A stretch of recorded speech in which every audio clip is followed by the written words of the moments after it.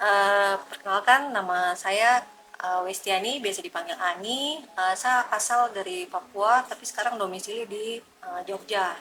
Kemudian saya bekerja di organisasi Biung, fokus di isu lingkungan dan kesehatan perempuan. Produksi secara massal dan konsumsi barang-barang kebutuhan manusia itu banyak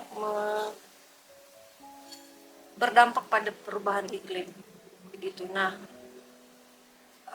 krisis iklim ini sebenarnya berdampak bagi semua manusia, tapi lebih rentan terhadap perempuan. Bahkan kami di isu gerakan kami itu menggarisbawahi perempuan dan individu yang mempunyai rahim dan menjalani menstruasi gitu, dan itu memberi dampak yang luar biasa terhadap kualitas kesehatan seksual dan reproduksi perempuan, khususnya individu yang punya rahim dan menjalani menstruasi, dan akhirnya mempengaruhi tingkat kesejahteraan dia, karena dia semakin sulit untuk hidup layak, hidup sehat, dan akhirnya sulit untuk hidup sejahtera. Karena itu pemuda dan perempuan khususnya harus lebih paham dan lebih sadar untuk memperhatikan isu terkait dampak krisis iklim.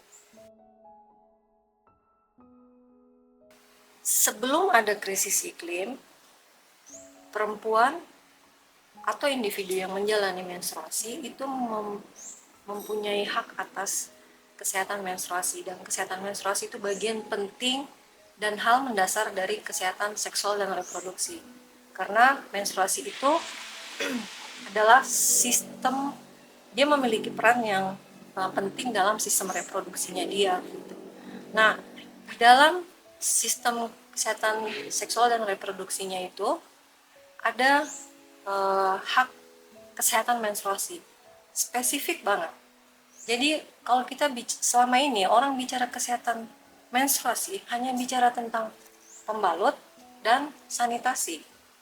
Padahal hak kesehatan menstruasi itu ada satu, edukasi. Kenapa edukasi? Sebenarnya menstruasi itu sama dengan kemampuan organ tubuh kita yang lain.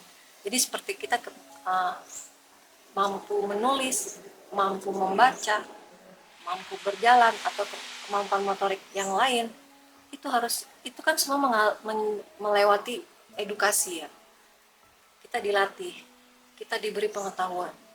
Sementara menstruasi tidak pernah kita dapat, ya. Kita selalu ketakutan, bahkan banyak anak perempuan yang takut saat mendapat menstruasi pertamanya. Tidak semua beruntung punya keluarga yang memberikan bekal untuk dia menjalani menstruasi. Itu juga disebabkan karena ibunya atau perempuan sebelumnya, di generasi sebelumnya juga memang tidak punya pengetahuan yang lengkap terkait kesehatan menstruasi. Itu yang pertama. Yang kedua, hak kesehatan menstruasi itu butuh asupan bergizi. Sementara saat ini perempuan sangat sulit untuk secara rutin mendapat atau memakan makanan yang dari sumber pangan yang sehat dan bergizi ya. Coba kalau kita hitung aja pribadi kita, dalam satu minggu nih kita berapa kali makan sayur? Apakah setiap hari sehari 3 kali makan sayur? Itu hampir sebagian besar perempuan mengalami kesulitan untuk memenuhi kebutuhan dasar pangan yang sehat dan bergizi. Yang ketiga, haknya adalah alat tampung darah menstruasi yang aman itu buat dirinya ya, karena selama ini tidak hanya aman buat dirinya dan juga buat lingkungannya seharusnya, dan harganya terjangkau.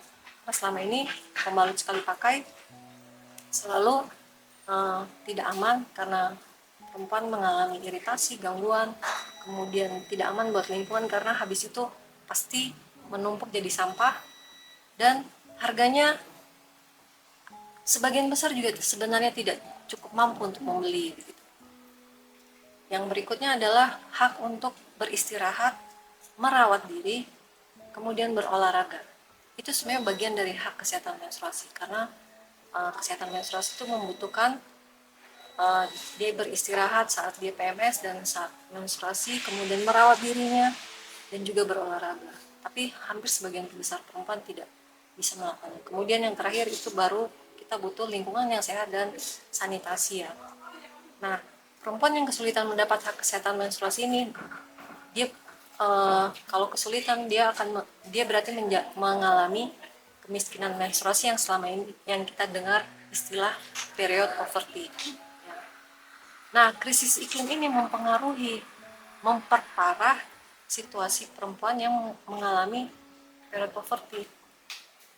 Begitu. Krisis iklim yang menyebabkan bencana, akhirnya akses edukasi hilang karena bencana, perempuan semakin kehilangan akses edukasi, terutama terkait kesehatan menstruasi, jadi dia semakin tidak tahu bagaimana mendapat kesehatan